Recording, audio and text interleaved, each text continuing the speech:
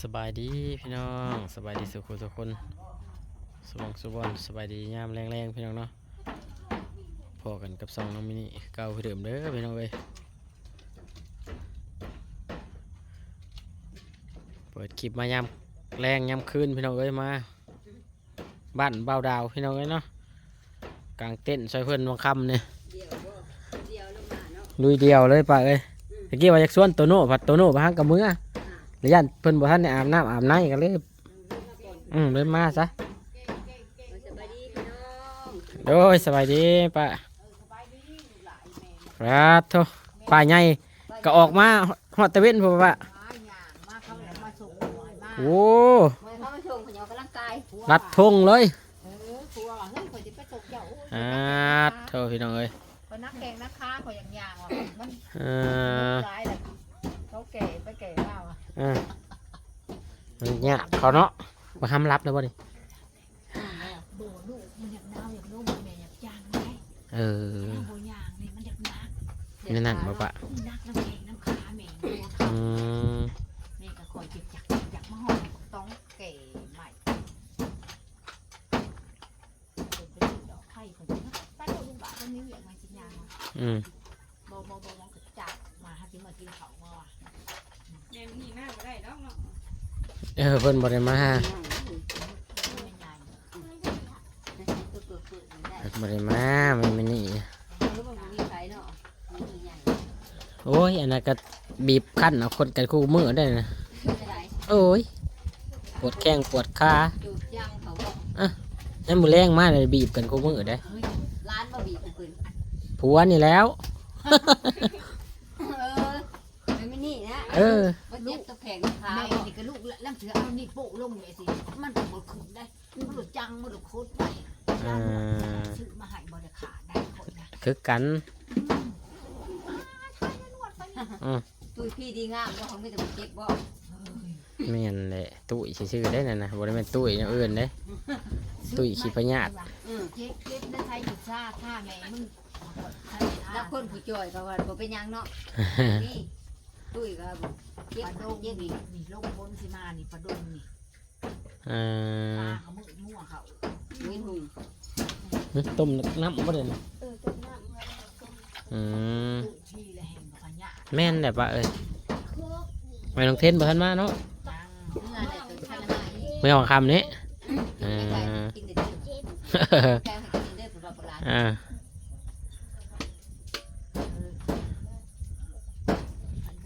มาลินพี่น้องเอ้ย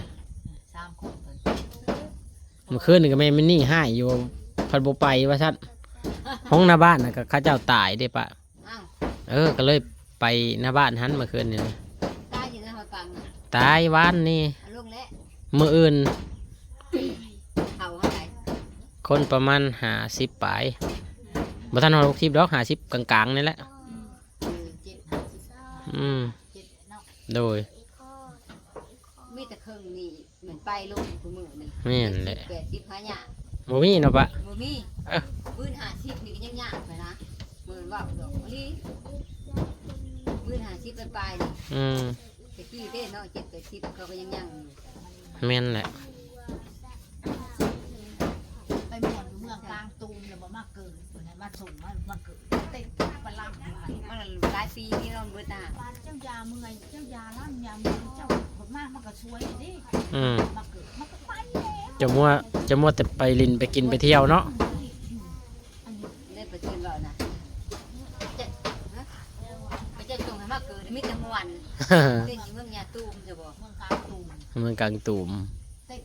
เล่นมันม่วนมันจักยังอีกอย่างแล้วนอกเห็นเจ้าอยู่ค่ะมันยาม่วนลืมแล้วลืมมาเกิดตายแล้วอันนี้สั่นแล้วได้บ่ม่วนได้ม่วนได้มาเลยนี่อันยืนเนาะสิแม่นความผู้เฒ่าคนเว้าได้พี่น้อยการเว้าเนาะมันม่วนนะเห็นบอกเสียงเพลงม่วนคนอย่างนี้ก็ยังแม่นแหละ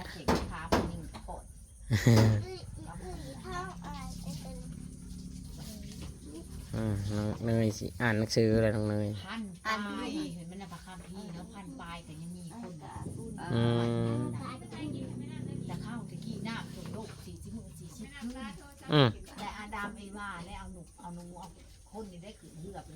อืม เพิ่นกาอันอวยพรให้ให้ลูกให้หลานเต็มบ้านเต็มเมือง อืม โน้ให้เต็มโลกเต็มป่าเพิ่นว่าสร้างเพื่อสิ่งพันอย่างน่ะน้ำโลกเพิ่นเอาเลือกคนละคู่เลยคน อื ละเนาะ ม บ้านนี้เอานกเขาน่ะก็คู่หนึงบ้านนี้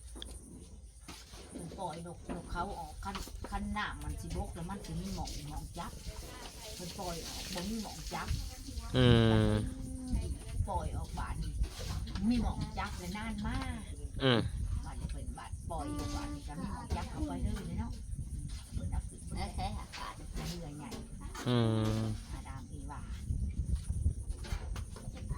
เป็นเนื้อปึ้มบ่ล่ะในปึ้มละอ่านมาตั้งปี อืม โซเพนี่ก็มีแหละคือตะกี้ก็โซเพนี่ขาอายขาหนอกนี่เบิ่ง อืม มันจะถึงบางอย่างนะ มีทุกยุคเนาะปะ นี่คือหมด อืม หมอนสมัย อืม น่าตัดไป เหยียดแอวปะเอ้ย มันถึงกระเป็ดกระโปรงคนเราอันจางโลดขี่หมอดค่ะพวกเขามาเก็บมาเกลือผัวเมียเล่นสมัยมันนี้ มันถือกแล้วเนาะถือคำโมฮันเพิ่นเว่าเลย ไปตายนอนอยู่กระตายแมนก็เพิ่น อืมหอดบั่นหอดยุกเลย มาอ่านพระคัมภีร์โชคปัญหาลูกการเลยหวันบ่ อืม เล่นโชคปัญหาเลยนี่ ต้องพันเจ้าหาแล้วเนี่ย น่ะหมากผ้าหาวนี่ชิหล่นไล่ปีแรกหมากผ้าหาวชิหล่นมันหล่นนี่หล่นแล้วคนไปอยู่โกเนาะ อืม ตายอยู่นั่นเนาะมันจะเป็นลูกใหม่ที่มาบ่ไหวลูกใหม่ อืม ลูกได้ลูกแม่แข้งแม่แข้งเกลือบอกมา อืม แน่ๆแน่ๆลูกเด็กปัวบ่เกาะตะแปะอยู่ที่ติดสังหาเกาะนี้นี่บ่บ้านนี้นะ ค่ะติดเขาเนาะหอ ชา เขา ติเขาเพิ่นพัดบ่แล้วเพิ่นไปบนถาดพนมเข้าประจางเพราะกันเขาจะพัดฟ้านมจ่า อืม อ่อน พากันไปนะ เขาได้ไปกับมิดได้อบ่ ไปเบิ่งติหมอนี่ก็ไปน้ำคนปีแล้วติ มา มา มา จะเสื้อติ มามันนี่กะแต่มันยันลงมาเรือนนี้ อืมก็เลยบ่แล้วบ่ มันจะเป็นหาเนาะ อืม คือได้สิ มาอยู่เป็นหมู่เราวพี่น้อยเนาะพอดีแท็กก็ว่าสิมาเว้ากันไว้อยู่ ไอ้เกาะ พอดีแท็ก เออ นัดกันไว้อยู่สิมาลิ้น มาแหละ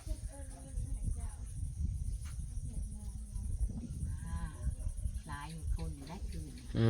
ม ถึงพาไปนอนกับบัวพา อืม นั่นแหละต่อมาขนมสาวหลาไปนอนนั่ง คือพนอน3 คน นอนอยู่เทิงเงินพวก นอน อืม 4 คนอีเนย จุ่มประเทศเดี๋ยวเพนนอนใช่จ้ะเข้าประเทศ น้ำกันนั่นแหละ น้ำคัน เออ พญาตาลีเนี่ยคือพนอนน้ำกันนั่นแหละ อ่า กับลูกเพียงลูกคน อันลูกเช่นมันเดินล้างหมูสั่นไปให้มาชมว่า บ่แม่นนั่นอ้ายนี่แหล้วมาส่งคน อืม นี่แหล้วมาส่งเอานี่แหล้วมาส่ง นอนที่คนตื่นแล้วยางมา3 คนนอน เพิ่นห้องอ้ายบ่รู้เพิ่นห้องบ่าวหรือเพิ่นห้อง อืม ห้องละบ่าว ของอาการยางออกให้งานเมื่อน้ำทาง คือเพิ่นก็ย่างเมื่อเขาไปซื้อก็ได้ เออ 3 คน ไปในประดามประเทศ อืม ลูกชายเพิ่นนอนตื่นช่วยให้เขามาส่ง เออ มันเขาปลุกมันบ่เลื่อนได้อันนี้ก็เข้าบ้านคือกันปลุกบ่หรือมันลูกเองมัน หลังถึงมา ลัดทงเมื่อเย็นๆนะวะ ถึงว่าเย็นๆเลย พี่น้องเอ้ย เลือดก็นอกเพิ่นก็ลัดทุ่งเมื่อไรบัดนี้ลัดทุ่งเมื่อบ รรยากาศยามแรงๆพี่น้องเอ้ยเนาะ เจ๊จะได้กระดาษทุ่งเมื่อ มาลิ้นมาอยู่อุ่นเป็นหมู่เป็นเพื่อนเพื่อนพี่น้องเอ้ยอยากมาเมื่อก่อนกับบ่ได้มาพี่น้องเนาะบ้านเฮาก็มีงานคือกันโอ้ยพี่น้องเอ้ยงานติดงานต่ออยู่ใส่ก็ได้ งานบุญแจกงานศพในบ้านนะก็ได้ มื้อนี้ก็คืนที่2อยู่ในบ้านกันเนาะมื้ออื่นเพิ่นสิปลงศพชาปนกิจมื้ออื่นก็ได้พี่น้องเนาะ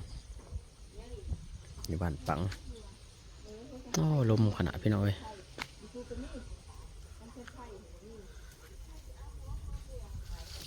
สีเงียบๆอยู่พี่น้องเอ้ยมื้อนี้ยังบ่ทันมีไผมา แต่เก่ากับปลาดำเนาะปลาดำปลาแท็กปลาเทนมานอนมาอยู่เป็นหมู่กันหลายคนพี่น้องเนาะจังอบอุ่นบ้านก็อยู่ห่างหมู่บ้านบ่ดาวก็ได้โอ้ยบ้านก็เจ้าก็เห็นตะไคร้แมบๆอยู่พอห่างจากหมู่หลายร้อยเมตรอยู่ได้พี่น้องเอ้ยไฟเนี่ยแต่ว่ายามนี่ยุคนี่เป็นยุคไฟฟ้าพี่น้องเนาะไฟฟ้ามันสีหุงไปทั่วทีบเนี่ยก็คือแต่ข้าวเขายังน้อยเนี่ยแต่ข้าวบนไฟฟ้าเนาะอู้แหงเป็นตะญาติเนี่ยพี่น้องเนาะแหงเป็นตะญาติแหงเปรียวถ้าอยู่เปรียวแบบนี้นะถ้ามืดมันมีไฟมันมีฟืนมีไฟนะ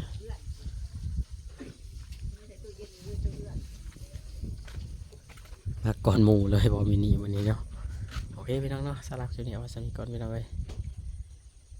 ขอบคุณหลายๆสุขุสุขคนขอบคุณทุกกำลังใจขอบคุณทุกคอมเมนต์พี่น้องเนาะ